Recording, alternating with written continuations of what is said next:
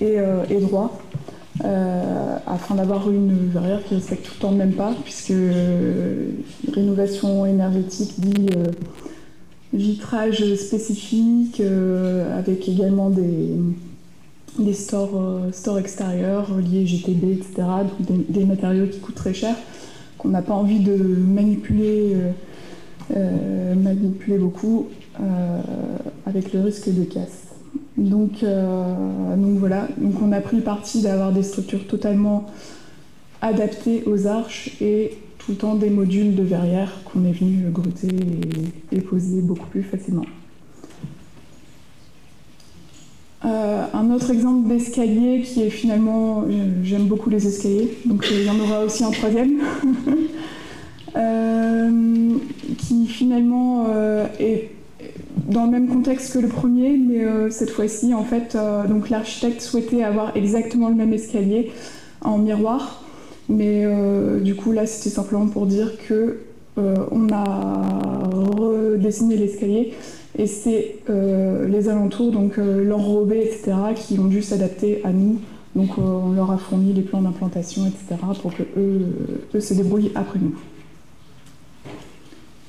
Et là, je vous promets, c'est le dernier escalier. Donc ici, un escalier monumental, donc totalement assemblé en atelier, livré peint, donc hors de question de faire beaucoup de manutention, etc.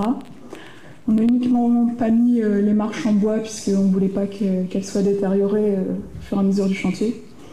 Donc au préalable, on a scanné l'environnement et on a adapté la modélisation de l'escalier sur le logiciel.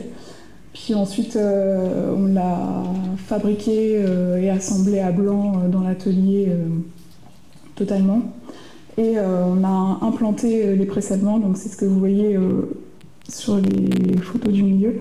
On a implanté les pressallements avec le gros œuvre. Et puis ensuite, on est arrivé avec notre escalier qui a été posé en une journée.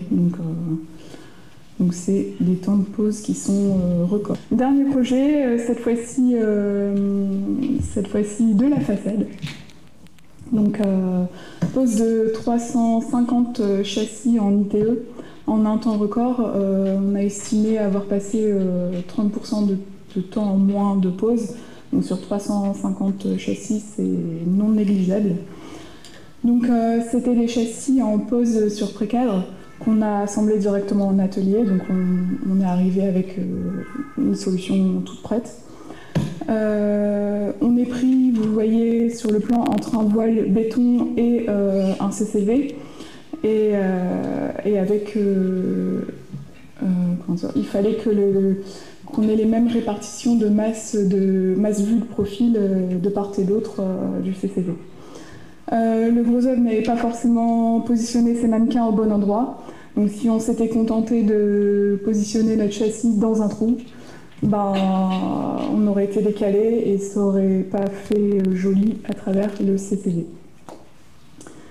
Donc on a scanné la façade totalement. On a réimplanté les châssis sur la base du théorique, enfin l'implantation théorique sur le réel. Et là, donc on a eu une équipe avec la station d'implantation qui a implanté 2 points et fait 2 trous. Et après, tac, tac, tac, on a posé les châssis tout à l'avancement.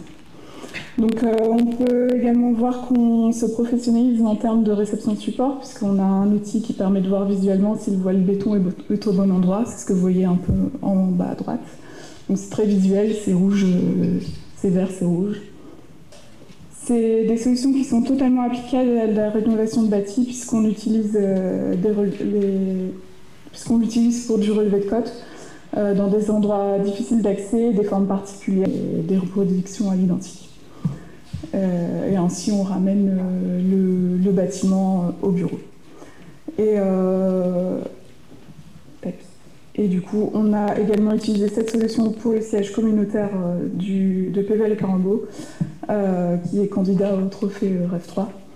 Et c'est avec plaisir qu'on a travaillé en collaboration avec Coting pour l'élaboration du prototype dans cette même outil. Voilà.